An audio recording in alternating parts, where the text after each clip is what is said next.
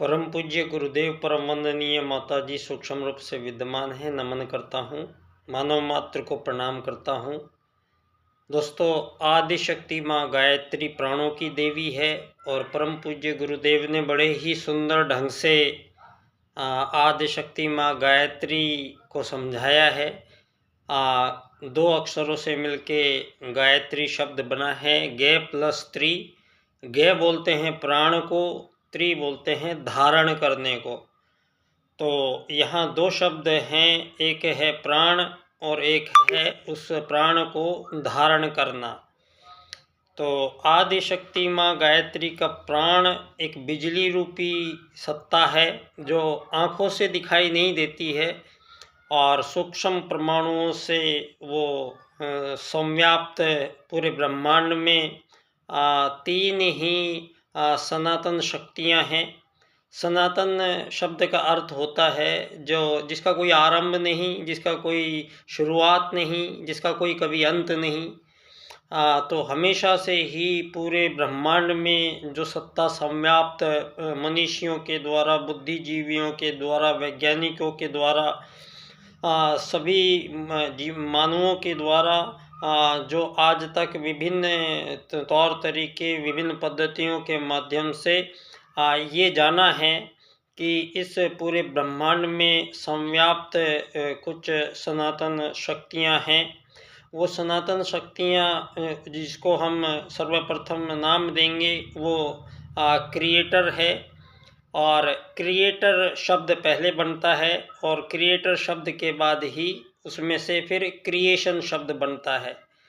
तो कोई एक सत्ता है, कोई एक परमात्मा है, कोई एक गॉड है, कोई एक अल्लाह है, कोई एक भगवान है, कोई एक ऐसी सत्ता है जो हमसे जुड़ी हुई है और सारे ब्रह्मांड को वो सत्ता संचालित करती है।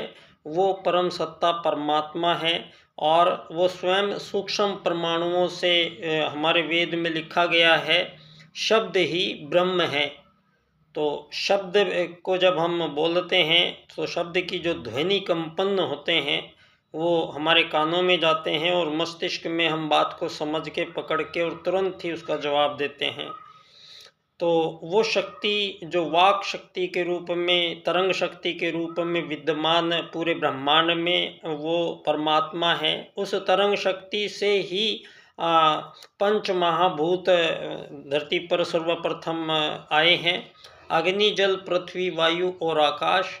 और इन पांच तत्वों के सम्मिश्रण से यहाँ उस क्रिएटर ने 84 लाख प्रकार के जीव जंतु, वृक्ष, वनस्पतियों के शरीरों का निर्माण अग्नि, जल, पृथ्वी, वायु और आकाश से मिलकर ही चींटी, हाथी, तोता, कौवा, बत्तख, मोर, शेर, बंदर, हाथी, चीता, मानव, सबका शरीर इन्हीं पांच तत्वों से मिलके बना है। तो जो सनातन शक्ति है वो क्रिएटर है, वो परमात्मा है, वो सूक्ष्म परमाणुओं से बना है और पूरे ब्रह्मांड में संव्याप्त है। दूसरी जो सत्ता है वो जब परमात्मा का ही एक अंशज आत्मा है, जो भी सूक्ष्म है, जो भी आपको आँखों से दिखाई नहीं देता है।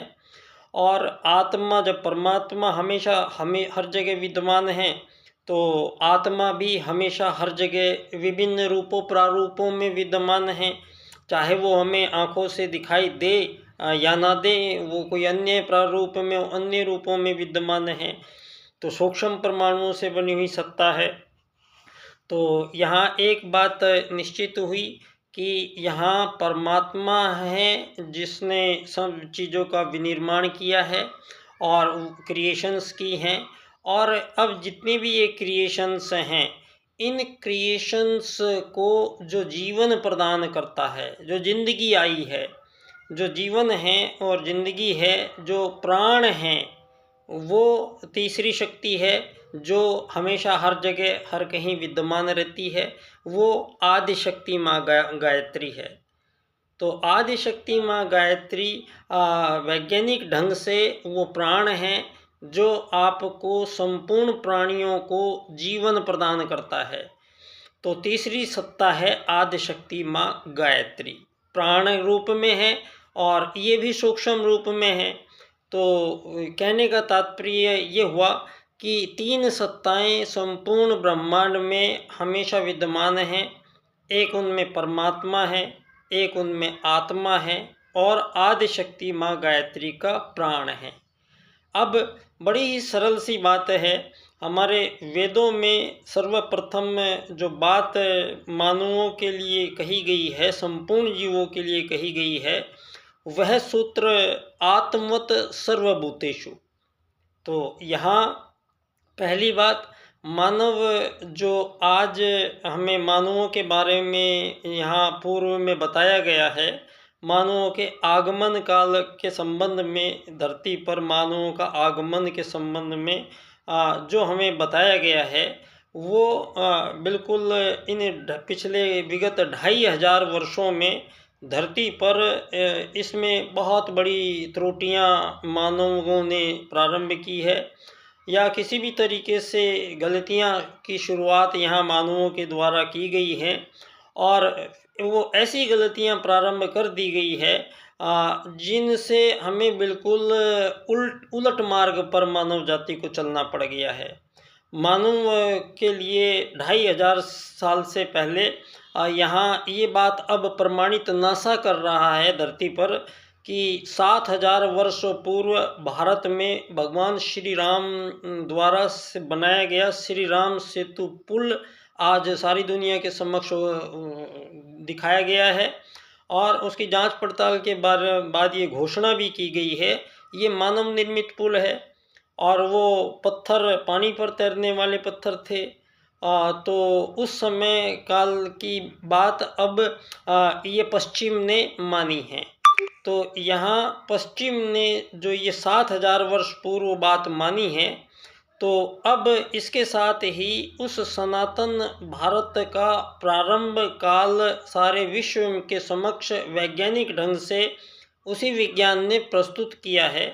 तो इसका परिणाम अब ये होगा कि जो 2500 वर्षों में सारी मानव जाति को ये डार्विनवाद, ये चार्ल्सवाद के विकासवाद के सिद्धांत के अनुसार सारी मानव जाति को भ्रमित करके और गफलत भरा एक ऐसा दृष्टिकोण और मानव को बिल्कुल भ्रमित करने वाला जीवन दर्शन का प्रारंभ इन 2500 वर्षों में मानवीय चिंतन के, मानवीय बुद्धि का ब्रेन वॉशिंग एक तरीके से की गई है, और मानव को एक जानवर के समतुल्य ही माना गया है, और मानव को यहाँ जो ताकतवर है वही राज करेगा, एक जीव दूसरे को खा जाएगा, इस तरह की विचारधाराएं इन 2500 वर्षों में मानवों के बीच पनपी, और अधिकतम भाग इन 2500 वर्षों में ही मानवों के बीच यहाँ इससे पूर्व जो कभी विभाजन नहीं थे, क्योंकि हमारे यहाँ ये सिद्ध होने के साथ ही सनातन भारत का आगमन यहाँ सिद्ध हो चुका है, और सनातन भारत में हमारे आदि पूर्वज प्रथम मानव धरती पर भारत में उत्तराखंड क्षेत्र के नीचे के भाग में आए, ये बात अब सिद्ध हो चुकी है। और वो जो प्रथम मानव आए हैं वो सतयुग में आए हैं और उनकी हजारों साल की आयु थी। ये भी बात अब धीरे धीरे आपके समक्ष जैसे ही विज्ञान बढ़ेगा वैसे ही ये सारी बातें आपके समक्ष प्रस्तुत होंगी और शीघ्र से शीघ्र होंगी। और मानव को वस्तुतः इन 2500 वर्षों में यहाँ मानवों के बीच आत्मत सर्वभूतेषु के सूत्र को खंडित किया गया है, तोड़ा गया है, और वेद सूत्र वसुधैव कुटुंबकम का तिरस्कार किया गया है, उसके विपरीत चला गया है। इन दोनों वैदिक सूत्रों के विपरीत मानव जाति को पिछले इन 2500 वर्षों में चलाया गया है। और इससे पूर्व के मानव जीवन में यहाँ एक ही मानव जाति कह सकते हैं, आर्य जाति यहाँ धरती पर आई है सर्वप्रथम। जो मनु के प्रथम परिवार के प्रथम मानव जो मकान बनाकर रहना शुरू किया, वही लोग आर्य थे, ये बात सिद्ध होती है। और आर्य कुछ अब जितने भी बीच में पश्चिम ने जो त्रुटिपूर्वक इतिहास और कुछ ऐसे लिखे हैं कि आर्य बाहर से आए थे, भारत में आए थे, उन लोगों ने भारतीयों को जो जंगली जनजाति थी, तो इस प्रकार की जो ये बातें हैं ये राम राज्य के साथ ही ध्वस्त हो जाती हैं। और इन 2500 वर्षों में यहाँ मानवों के बीच तमाम प्रकार के विभाजन और विभेद पैदा किए गए हैं। ये पैदा करने का जो प्रावधान शुरू हुआ है, ये मानव को हमारे आत्मत सर्वभूतेषु के सूत्र के अनुसार हमारे सतयुग के बाद से त्रेता और द्वापर तक के बाद भी हमारे भारतीय सनातन संस्कृति मानव को सर्वप्रथम पहला उत्तर हमारा वेद हमें यही देता है कि मानव वस्तुतः है कौन और मानव धरती पर उसका क्या अधिकार और कर्तव्य है, और मानव का धरती से फिर वो जाता कहाँ है। तो इन सब सवालों का जवाब लेके ही सतयुग में हमारे आदि पूर्वजों ने यहाँ गहन तपश्चर्या की है, यहाँ शोध किए हैं, यहाँ आध्यात्म विज्ञान के माध्यम से इस जरा से मानव शरीर के अंदर विराट ब्रह्म के उन्होंने दर्शन किए हैं, विराट ब्रह्म का उन्होंने साक्षात्कार किया है। और इसी छोटे से एक मानव शरीर से उन्होंने उस यज्ञ विज्ञान का आविष्कार प्रथम आगमन काल के समय ही किया है। ये हमारे भारतीय ऋषियों की देन, ये पूरा गणित आर्यभट्ट का दिया हुआ गणित ही यूनान और रोम की सभ्यताओं में और सभी प्राचीन सभ्यताओं में इस्तेमाल किया गया है। और आज तक संसार आर्यभट्ट के बनाए हुए सिद्धांत के अनुसार ही आगे आज चांद और दूसरे ग्रहों तक जा रहा है। पदार्थ विज्ञान में महर्षि कणाद के अनुसार यहाँ पूरे पदार्थ जगत की व्याख्या कर दी गई थी। पूरे यहाँ पर आयुर्वेद के आविष्कार यहाँ पर उन हमारे ऋषि महर्षियों ने, जो परमात्मा ने जिन जीव जंतु वृक्ष वनस्पतियों में संपूर्ण में एक ही आत्मा उनमें प्रवेश करती है, उसके पश्चात ही आदिशक्ति माँ गायत्री का प्राण सब जीवों में प्रवेश करता है। क्योंकि किसी भी जीव के शरीर में कोई भी अंत अंग ऐसा नहीं पाया गया है जो प्राणों को डायरेक्ट धारण कर लेता है।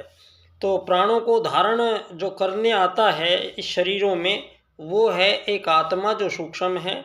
और जब संपूर्ण जीवों में जो आत्मा है वो एक समान है, आत्मा में ना कोई भेद है नर का, ना कोई नारी का, ना कोई स्त्री पुरुष, बच्चे बूढ़े जवान, किसी का भेद नहीं है। ना तोता चिड़िया, तोता कबूतर, हाथी शेर बंदर मानव चींटी मक्खी में कोई भेद नहीं है। हमारे आदि पूर्वजों के द्वारा वैज्ञानिक रिसर्चों के बाद इस संसार में मानव के लिए महत्वपूर्ण जीवन को महत्वपूर्ण समझाया गया है और मानव को एक आत्मा माना गया है और शरीर उसका साधन माना गया है। और शरीर के भी 4 विभाग के अवस्थाएं आती हैं, उनके अनुसार उनके महत्वपूर्ण उस शरीर को कैसे निर्मित करना है जिससे बड़े काम करने होते हैं, उसके लिए इस शरीर से संबंधित विशेष विज्ञान का उन्होंने आविष्कार किया। और विश्व के सम्मुख ब्रह्मचर्य, गृहस्थ, वानप्रस्थ और संन्यास, ये 4 अवस्थाएं मानव जीवन के लिए प्रस्तुत की है। इन चारों अवस्थाओं को टूटने के कारण ही मानव की जीवन की सारी आयु खत्म हुई है और आज अधिकतम 74 वर्ष आयु विश्व की आम नागरिक की, वो भी अमेरिका में अधिकतम रह गई है। तो ऐसे में एक ये विगत 2500 वर्षों में यहाँ धरती पर मानवों के बीच ये अमीर बनेगा, ये गरीब बनेगा, ये मालिक बनेगा, ये नौकर बनेगा, ये जन्म लेते के साथ ही इस तरीके के टैग जो देने के यहाँ निर्माण हुआ है वो इन 2500 वर्षों में हुआ है। यहाँ ये अमीर गरीब मालिक नौकर की कोई परिकल्पना हमारे वैदिक सिद्धांत में, हमारी वैदिक राजनीति में, हमारे वैदिक धर्म में, हमारे वैदिक शास्त्रों में मानवों के बीच कोई भी विभेद स्वीकार्य नहीं किया जाता है। तो ये अमीर गरीब मालिक नौकर का जो बनने का इन 2500 वर्षों में ही जो ये प्रावधान आए हैं, इस बात का खुलासा धरती पर परम पूज्य गुरुदेव के प्रथम शिष्य पंडित दीनदयाल उपाध्याय जी राजनीति में करते हैं और अपने राजनीतिक सूत्र अर्थायाम के माध्यम से बताते हैं कि यहाँ सनातन भारत में मानवों के बीच किसी भी प्रकार का वस्तु विनिमय यदि होता है या मानवों के बीच कोई सेवा सहायता ली या दी जाती है, तो बदले में कुछ लेने देने का प्रावधान परमात्मा ने 84 लाख प्रकार के जीवों में नहीं किया है, तो मानव के लिए भी नहीं किया है।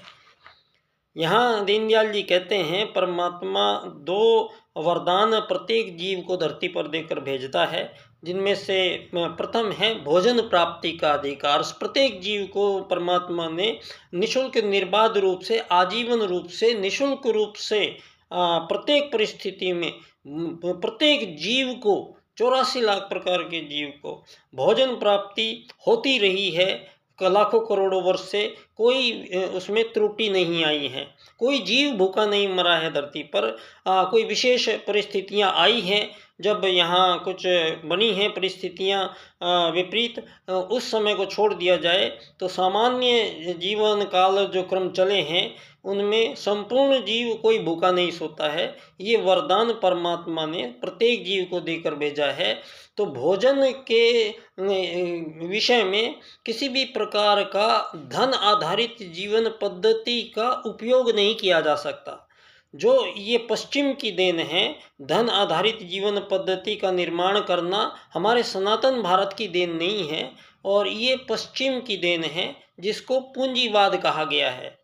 और ये पूंजीवाद भी 2 तरीके से इसके स्तर पे काम किया गया है। ये धरती पर जो गुलाम बनाना और फिर उन गुलाम बनाकर उनको आज़ादी प्रदान करना, ये बहुत ही षड्यंत्रपूर्ण है। इन शब्दों का प्रयोग मानव जाति के बीच में कतई नहीं किया जा सकता है, क्योंकि आत्मत सर्वभूतेषु के सूत्र के अनुसार मानवों में कोई विभाजन या विभेद है ही नहीं यहाँ धरती पर। तो ये कृत्रिम रूप से जो अमीर गरीब मालिक नौकर बनाकर जो ये विभाजन पश्चिम के इस पूंजीवाद के आगमन के बाद में ही धरती पर ये सारी चीज़ें मानवों के बीच में ज़बरदस्ती की गई है, लागू इम्प्लीमेंट ज़बरदस्ती किए गए हैं। आप लोगों को बता दूं, ये जितने भी आज़ाद देश हैं, इन आज़ाद देशों को आज़ादी का सर्टिफिकेट देने से पहले इन सभी देशों से ये हस्ताक्षर करा लिए गए हैं कि आज़ाद के बाद में आपके देश की राजनीति को आर्थिक वैश्वीकरणवाद से चलना पड़ेगा।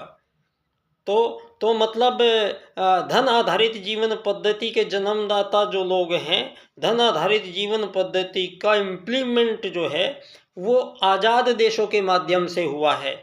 और जितने ज़्यादा आज़ाद देश होते चले गए हैं, इनका पूंजीवाद उतना सारी दुनिया को अपनी जकड़ में लेकर प्रत्येक मानव आज सारे विश्व में आज़ाद देशों की सीमा रेखाओं में अंदर मानवों को भरा गया है।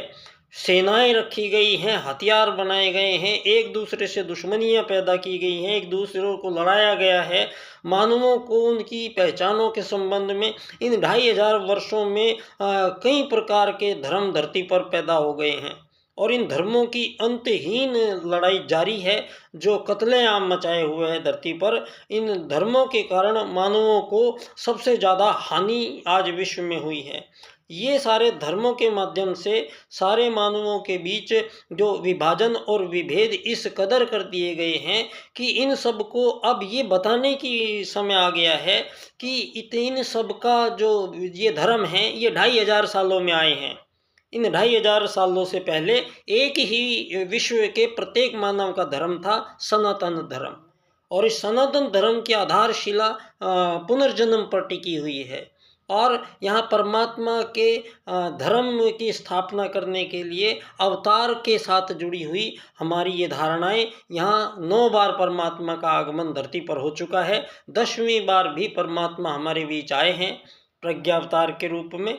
यहाँ युग परिवर्तन के उद्घोष के साथ स्वयं महाकाल वो प्रचंड ज्वाला की मशाल लेकर और सारे संसार के कुविचार जो आपने पनपाए हैं इस धरती पर, उन सारे कुविचारों को वो जलाकर और दिए की रोशनी से, उस अखंड दीप की रोशनी से सारे संसार को आलोकित करने का ये काम स्वयं महाकाल हमारे बीच आकर पधार कर हमारे बीच कर रहे हैं। हमारी अगुवाई महाकाल स्वयं कर रहे हैं।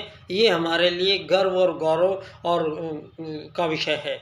आज दोस्तों एक कार्य यहाँ जो आप लोगों के संस्मरण में आना जरूरी है, वो परम पूज्य गुरुदेव का 18 सूत्रों को मिलाकर नए युग का नया संविधान जो लिखा गया है वो विश्व राजनीति के लिए लिखा गया है। और परम पूज्य गुरुदेव या अखिल विश्व गायत्री परिवार राजनीति के किसी भी कार्य में हस्तक्षेप नहीं करता है।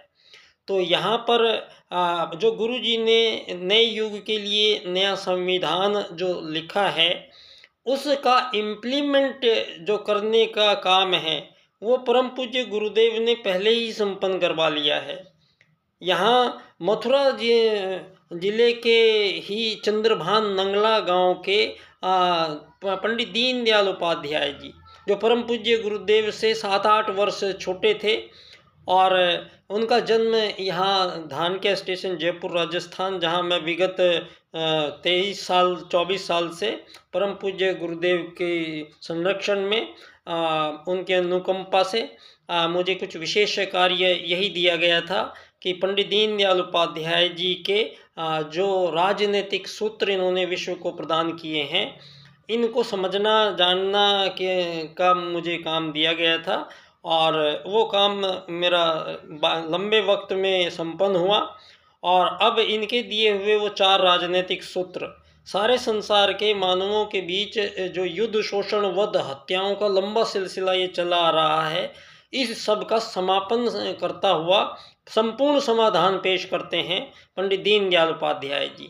एक ऐसी दुनिया जहां 8 अरब मानवों के बीच अर्थायाम में घोषणा करते हैं कि धन की कमी मानव जीवन में किसी भी अपने जीवन काल में नहीं रहेगी और ना ही किसी के पास अधिकता होगी।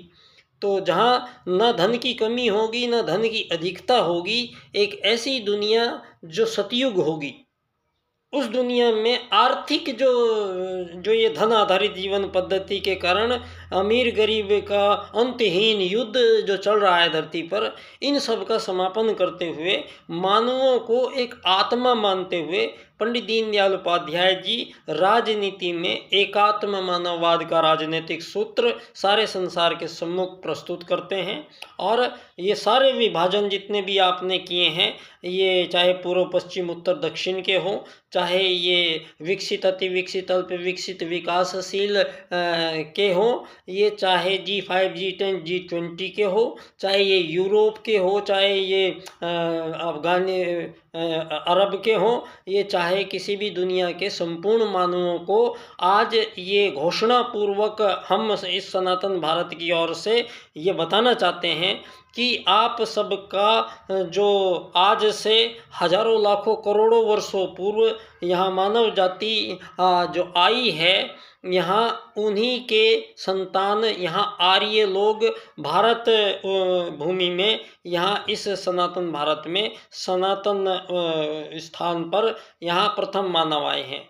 ये अब सिद्ध होता है सारे संसार के संपूर्ण जो पिछले 2500 वर्षों में जितने भी आज़ाद देश बने हैं, इन आज़ाद देशों में जितनी भी पुरातत्ववेताओं की जो खोजें और शोधें चल रही हैं, वहाँ घोषणा हो रही है कि उस स्थान पर उनसे हजारों लाखों करोड़ों वर्षों पूर्व मानवों के द्वारा प्रयोग की गई वस्तुएं धरती पर मिल रही हैं। तो वो सारी सनातन भारत के वो आर्य हमारे जो थे, आर्यों में से बाद में कुछ लोगों ने आर्य पद्धति को फॉलो नहीं किया। तो आर्य पद्धति को फॉलो ना करने के कारण आर्यों ने उन्हें आर्यव्रत क्षेत्र से देश निकाला दिया था। और ये देश निकाला दिए हुए जो लोग थे, यही पाताल लोक में जाकर बसे अमेरिका में। आज राजा बलि वहाँ के शासन किया उन्होंने। बिलीविया की राजधानी आज भी वहाँ पर, बलि की राजधानी आज भी मौजूद है। तो पिछले 7000 वर्ष पूर्व सारे संसार में श्री राम के अवशेष जो हमें बता रहे हैं, तो उनसे पहले हजारों लाखों करोड़ों वर्षों पूर्व के मानव तो सारे संसार में एक ही जगह से निकले हैं।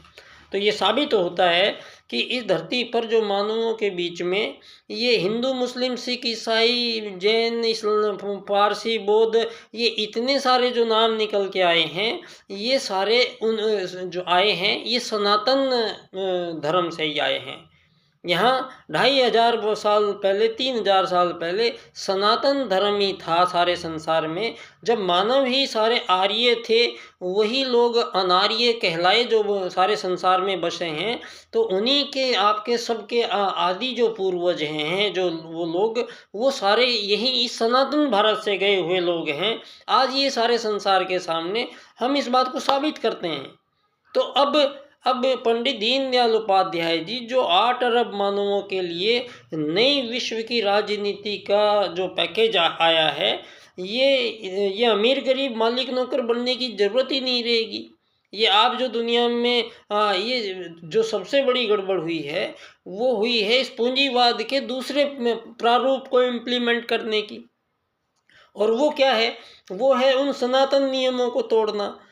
ये था कि एक राजा बना पहले धरती पर, उससे पहले ज़रूरत नहीं थी। तो पहली बार राजा मनु बने और मनु ने वैदिक ज्ञान को ही प्रमुखता से, मानव को आत्मा मानते हुए ही उन्होंने अपने राजनीतिक संहिता पेश की। और वो जो संहिता थी वो मानव को एक आत्मा मानती थी। इसीलिए धर्म, अर्थ, काम, मोक्ष प्राप्त करने का लक्ष्य था। तो मोक्ष प्राप्त आत्मा का विषय है, शरीर का विषय नहीं है। तो प्रारंभ काल में ही मानव के सामने जो लक्ष्य दिया गया है, वही लक्ष्य मानव के लिए सर्वश्रेष्ठ लक्ष्य है। ना कि रोटी कपड़ा मकान के लिए संघर्ष करना हमारा लक्ष्य होना चाहिए था। जो विषय हमारा है ही नहीं, तो उसको इन 2500 सालों में जब मानव को विकासवाद के सिद्धांत के अनुसार मछली बंदर से होते हुए मानव का आगमन साबित किया गया है, तो उसको जानवर मान के ही ट्रीट किया गया है और जानवरों के समान ही शासन चलाया जा रहा है, जानवरों की तरह ही मानवों पर को ट्रीट किया जा रहा है। तो इन सब जो ये गफलतें हुई है, ये आई है पूंजी के कारण, धन के कारण, धन आधारित जीवन पद्धति के कारण। तो इस धन आधारित जीवन पद्धति के को रिमूव किया गया है पंडित दीनदयाल उपाध्याय जी ने अर्थायाम आधारित एकात्म मानववाद की राजनीति से। अब इस राजनीति के अनुसार ये 4 सूत्र इन्होंने दिए हैं। इन चारों सूत्रों का व्याख्यान एक विशेष क्रम से हम करेंगे। आर्थिक लोकतंत्र, आर्थिक लोकतंत्र इम्प्लीमेंट होते ही सारे संसार में ये जो रोजगार और बेरोजगार की जो लड़ाई चल रही है, ये समाप्त हो जाएगी। ये रोजगार बेरोजगार का कोई इम्प्लीमेंट नहीं होगा। यहाँ नौकरी कर रहे हैं, नौकरी करना और मालिकीगिरी करना, ये सारा इम्प्लीमेंट चेंज हो जाएगा। आर्थिक लोकतंत्र के इम्प्लीमेंट से सारे संसार के 8 अरब मानवों को एक विशेष इम्प्लीमेंट इस शब्द के साथ होता है, जहाँ आर्थिक लोकतंत्र द्वारा अर्थायाम आधारित। तो अर्थायाम मतलब न धन की कमी हो, न धन की अधिकता हो। तो ऐसी परिस्थिति जब हम बना ली है, तो फिर एकात्म मानववाद की स्थापना होती है। तो तब मानवों को एक आत्मा माना जाता है, शरीर नहीं। तो शरीर की जो जिम्मेदारियां हैं, उसके लिए संघर्ष करने की ज़रूरत नहीं है। वो बहुत आसानी के साथ हम 8 अरब मानवों को रोटी, कपड़ा, मकान, ये सब कुछ दिया जा सकता है बिना किसी संघर्ष के। जो ये देशों के बीच में जितनी भी ये सीमा रेखाएं हैं, ये वसुधैव कुटुंबकम के सूत्र आते ही सारी सीमा रेखाएं ये ध्वस्त हो जाती हैं और सारा संसार एक परिवार बन जाता है। ये अब युग की मांग है, क्योंकि अब चारों तरफ परमाणु बमों की तैनाती हो चुकी है और सारा एनवायरमेंटल जो है वो बिगड़ चुका है और मानवों के सामने कोई मार्ग नज़र नहीं आ रहा है। ऐसे ही मार्ग पर उस परम सत्ता परमात्मा का यहाँ प्रकटीकरण हुआ है हमारे बीच और वो हमारी अगुवाई कर रहे हैं और संसार के 8 अरब मानव उनके पीछे पीछे चल रहे हैं। वो स्वयं महाकाल हैं। तो उन महाकाल के साथ आप सब लोग जुड़े रहिए, वो हमें नैया पार कराएंगे। पुल एक आएगा छोटा सा, जिसको परम पूज्य गुरुदेव ने पंडित दीनदयाल उपाध्याय जी की राजनीति के एक पुल को पार करना है। वो अर्थायाम आधारित एकात्मवाद का पुल पार करेंगे तो उधर जाएंगे तो वहाँ पूंजी की आवश्यकता नहीं पड़ेगी उस नई दुनिया में। तो ये जो सारे संसार में संपूर्ण प्रकार के युद्ध, शोषण, वध, हत्याओं का जो लंबा सिलसिला चल रहा है, इन सब का निराकरण कर दिया गया है, जो पंडित दीनदयाल उपाध्याय जी के 4 राजनीतिक सूत्र करते हैं। भविष्य में हम इन सूत्रों पर चर्चा करते रहेंगे। मैं पंडित दीनदयाल उपाध्याय जी की जन्मस्थली धानक्या स्टेशन, जयपुर, राजस्थान से बच्चा डॉक्टर सभी को नमन करता हूँ। पुनः परम पूज्य गुरुदेव परम वंदनीय माता जी को नमन करता हूँ और पंडित दीनदयाल उपाध्याय जी को भी नमन करता हूँ। बहुत बहुत शुक्रिया, धन्यवाद।